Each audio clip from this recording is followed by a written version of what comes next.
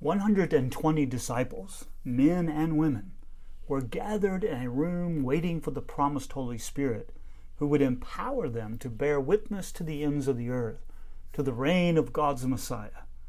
Finally, their waiting came to an end.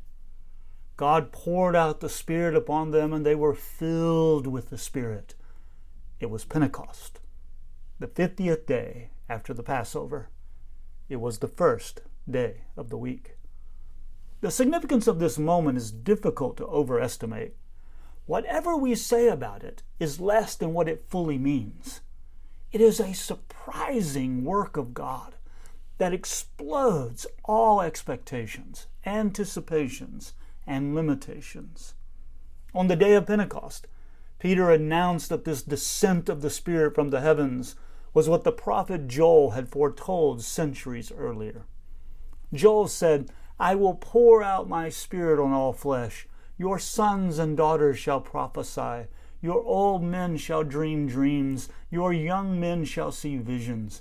Even on the male and female slaves in those days, I will pour out my Spirit."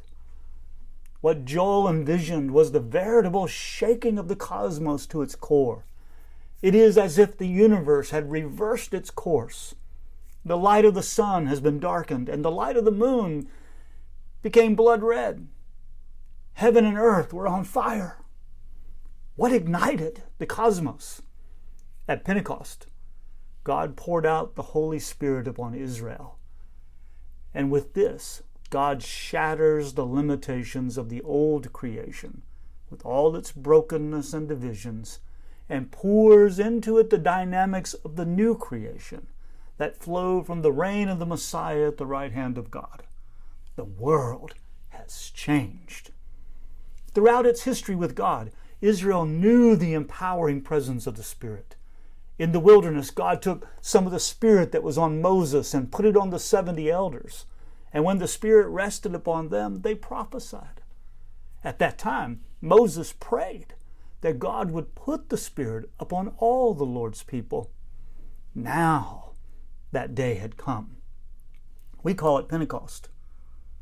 God poured out the Spirit upon all Israel, but not only Israel. Now all flesh will receive the Spirit of God, which is the inclusion of the Gentiles, the inclusion of all races among God's people.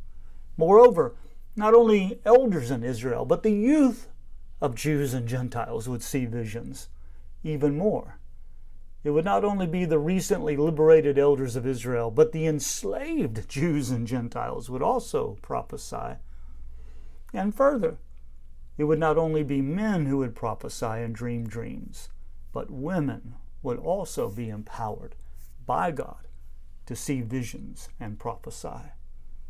We might think about it this way. Before Pentecost, typically, though not exclusively, free Jewish males led the people of God.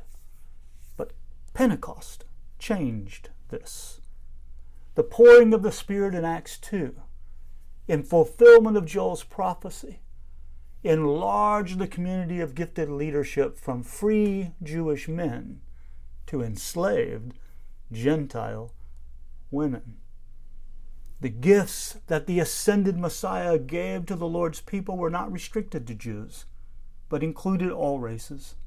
They were not restricted to free peoples, but included slaves. And they were not restricted to men, but included women.